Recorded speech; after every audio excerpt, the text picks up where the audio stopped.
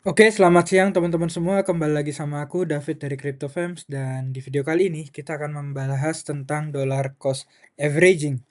Teman-teman pernah nggak duduk depan grafik Bitcoin, kemudian melihat harga naik turun dan akhirnya berpikir, kapan ya waktu paling tepat buat beli? Kalian tunggu dan tunggu lagi dan bulan depan harga turun dan kalian pikir mungkin masih akan turun lagi dan bulan berikutnya harga naik, kalian pikir duh ketinggalan. Dan akhirnya dan ujung-ujungnya apa? Kalian tidak pernah membeli sama sekali. Nah, hari ini aku mau kasih kalian satu strategi yang menghilangkan masalah itu penuhnya. Namanya adalah dollar cost averaging. Dan aku akan jelaskan pakai analogi paling sederhana, yaitu analogi beli beras.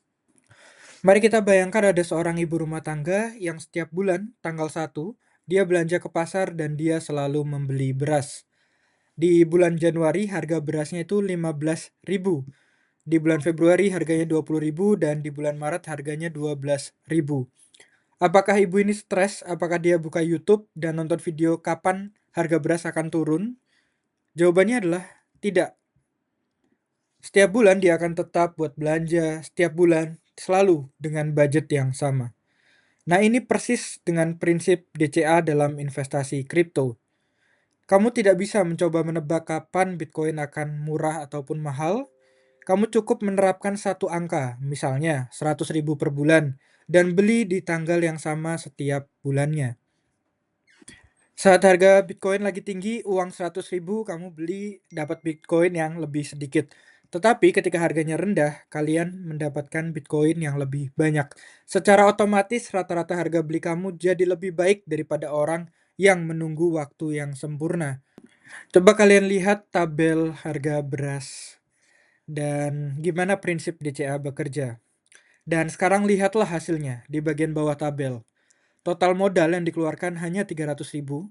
Total beras yang didapat 21,35 kg dengan rata-rata harga beli per kilogram 14.053 sen.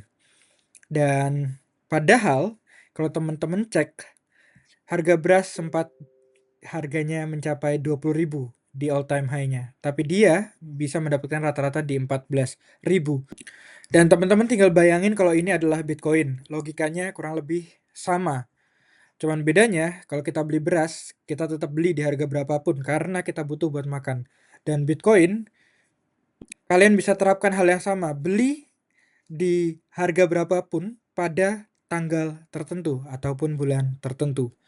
Nah, sekarang kita bahas terkait strategi DCA melawan beli sekaligus. Kita pakai dua pendekatan. Yang pertama adalah dengan membeli sekaligus atau bahasa investasi disebut dengan lump sum. Kalian punya 1,2 juta dan kamu pikir harga Bitcoin sudah murah pada saat itu dan kamu beli sekarang. Kalau ternyata benar dan harga lanjut naik, bagus, kamu untung besar. Tapi kalau ternyata salah dan harga turun 40% setelah kamu beli, kamu langsung rugi besar dan panik. Yang kedua, DCA atau cicil rutin. 1,2 juta yang sama kamu bagi jadi 12 bulan, 100.000 per bulan. Bulan pertama kamu beli, harga turun. Bulan berikutnya kamu beli lebih murah, tidak masalah.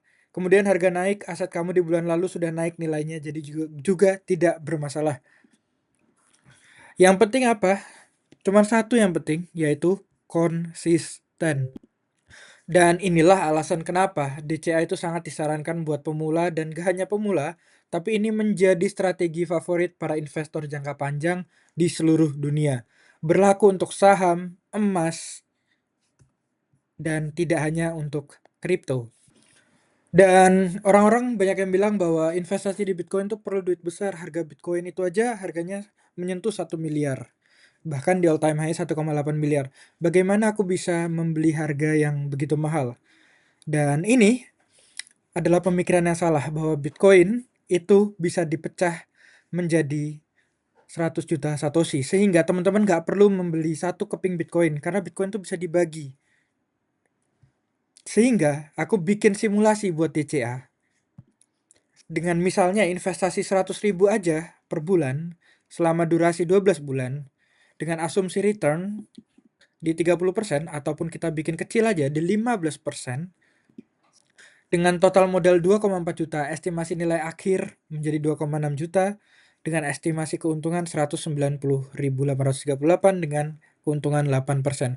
Percaya nggak percaya, hal ini bahkan lebih menunjukkan bahwa Anda lebih hebat daripada seorang trader, karena trader aja belum tentu dalam setahun bisa mendapatkan 8% investment. Bisa dia waktu itu di bulan pertama JP 100%, 200%, kemudian di bulan kedua masih JP dapat 300%, 400%, tapi di bulan ketiga dia minus hampir seluruh portonya, minus 80%, dia jadi down lagi, hampir kembali ke modal. Ada tekanan di psikologis dan lain halnya yang mempengaruhi bahwa DCA itu masih lebih baik daripada kamu mencoba menemukan saat yang tepat untuk membeli suatu aset. Nah, sekarang kita perhatikan ada sesuatu yang menarik, teman-teman, di grafik batang ini. Di bulan-bulan awal, kedua batang ini hampir sama tingginya. Wajar, modal baru masuk, pertumbuhan belum terasa. Tapi makin ke kanan, teman-teman lihat, kalau teman-teman makin lama DCA, batang hijau makin menjauhi melampaui batang yang emas. Dan inilah yang dinamakan dengan efek compounding. Bunga berbunga, dan DCA adalah cara paling disiplin untuk memanfaatkan efek ini. Sekarang gimana langkah konkretnya cara mulai DCA hari ini? Kalian udah paham konsepnya dan gimana cara mulai? Ada 4 langkah sederhana. Langkah pertama, teman-teman bisa pilih exchange yang terdaftar legal di Indonesia dengan melakukan KYC terlebih dahulu. Kedua, teman-teman tentukan nominal, pilih jumlah yang tidak akan terasa berat tiap bulan, karena yang dikejar adalah konsistensi. Jangan sampai teman-teman semangatnya di awal, misalnya teman-teman gaji 10 juta, teman-teman pengen semuanya diinvestasiin, terus ketika bulan depannya teman-teman bingung mau investasi pakai apa kalau 10 juta terus biaya hidupnya gimana. Jadi mungkin dimulai dari yang kecil dulu, asalkan apa? Asalkan konsisten dan tentukan nominal yang nyaman. Yang ketiga, jadwalkan rutin, pilih tanggal, misalnya setiap tanggal 1, setiap tanggal gajian. Itu teman-teman langsung menyisihkan uang untuk diinvestasikan, atau dengan beberapa exchange yang punya fitur auto invest yang bisa melakukan pembelian otomatis.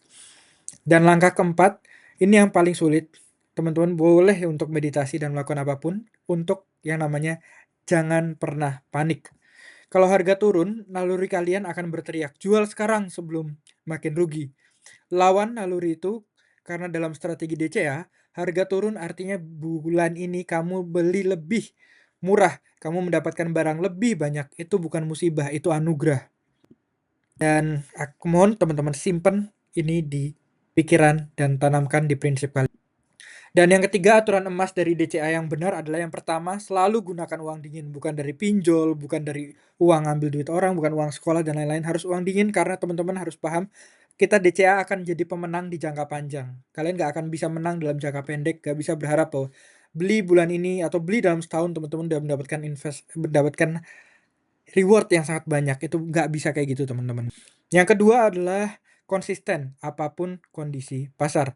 Ini adalah aturan yang paling sering dilanggar dan paling mahal konsekuensinya. Ketika pasar crash, orang berhenti DCA, padahal justru itu momen terbaik karena harga sedang murah.